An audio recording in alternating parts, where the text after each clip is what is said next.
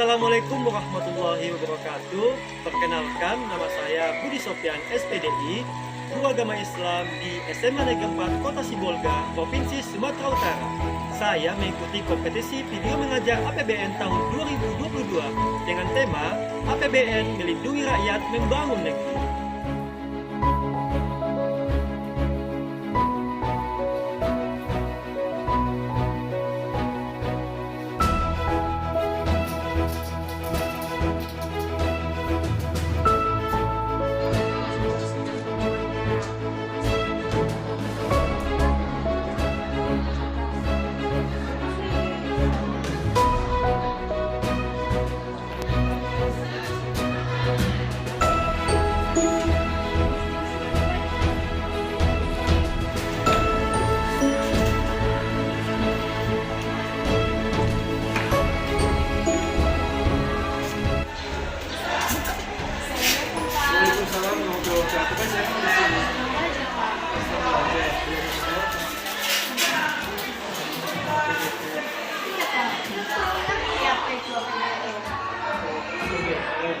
Berikut video penjelasan kita APBN. Iya, di sini kita akan membahas tentang APBN. Ada yang tahu di sini apa itu APBN? Saya Pak. Iya. Anggaran pendapatan dan belanja negara. Iya, benar sekali. APBN adalah singkatan dari Anggaran Pendapatan dan Belanja Negara. Di sini Bapak akan menjelaskan kepada kalian ada 3 materi pokok tentang APBN. Yang pertama, tentang pengertian APBN, yang kedua tentang apa itu fungsi APBN, dan yang ketiga tentang struktur APBN. APBN merupakan singkatan dari Anggaran Pendapatan dan Belanja Negara. Sebagaimana di suatu negara atau pemerintahan ada anggaran atau pengelolaan keuangan negara, sebagaimana termaktub dalam Undang-Undang Nomor 17 pada tahun 2003 disebutkan bahwa APBN merupakan wujud pengelolaan keuangan negara.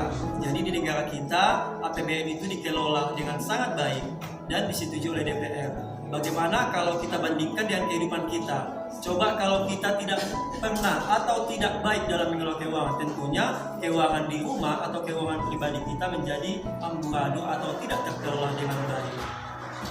Ya, sebagaimana tadi pengertian APBN yang telah sampaikan, tentunya kita dapat mengambil 2 kata kunci dalam pengertian APBN.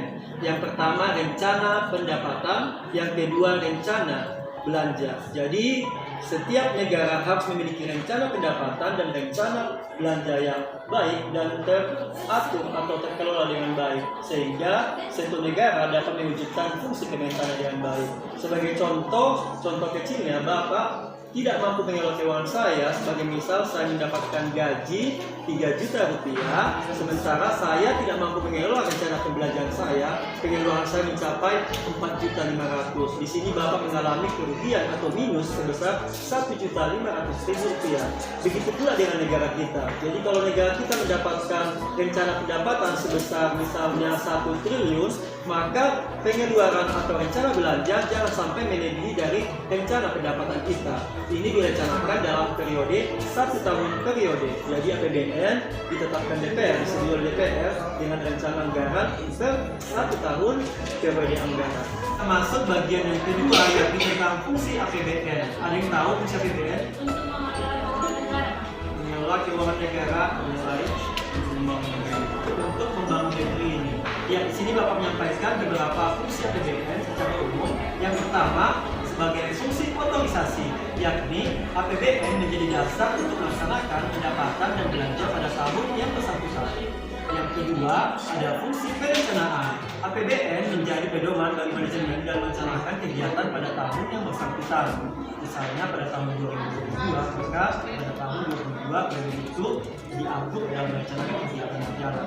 Yang ketiga, ada fungsi pengawasan. APBN menjadi pedoman untuk melaksanakan apakah kegiatan penyelenggaraan pemerintahan sesuai dengan ketentuan yang telah ditetapkan. Yang selanjutnya ada fungsi alokasi. APBN dialokasikan untuk diarahkan mengurangi pengangguran dan pemborosan sumber daya serta meningkatkan efisiensi dan efektivitas perekonomian bangsa. Yang kelima ada fungsi distribusi. Kegiatan APBN harus memperhatikan rasa keadilan dan kepatutan. Dan yang terakhir sebagai fungsi APBN adalah fungsi stabilisasi, yakni APBN menjadi alat untuk memelihara dan mengupayakan keseimbangan. Sudah tahu kita sudah pembahasan kita sudah mengerti kan fungsi APBN? Nah, yang selanjutnya ada struktur APBN. Struktur APBN terdiri dari beberapa komponen utama. Yang pertama, pendapatan negara dan hibah. Yang kedua, belanja negara. Yang ketiga, keseimbangan primer atau primary balance. Yang keempat, surplus atau defisit anggaran. Dan yang terakhir adalah pembiayaan anggaran. Demikianlah penjelasan singkat tentang APBN, baik dari segi pengertian, fungsi, dan struktur APBN. Semoga dapat bermanfaat untuk kita dalam mengetahui pengelolaan keuangan di negara kita. APBN melindungi